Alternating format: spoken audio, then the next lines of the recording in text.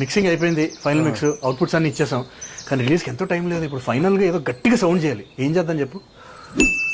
మనం సౌండ్ చేయాల్సింది ఇక్కడ కాదు, చెప్తా పద. పద. అది తస్కరించడం ఎందుకు అవుద్ది? అది క్లియర్ కట్ దొంగతనమే.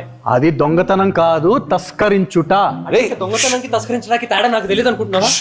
ఏంట్రా గోళ, లోపల డిస్టర్బ్ అవుతారు. మాకు రిలీజ్ టెన్షన్ గా ఉంది, ప్రమోషన్స్ గట్టిగా చేయాలి కదా.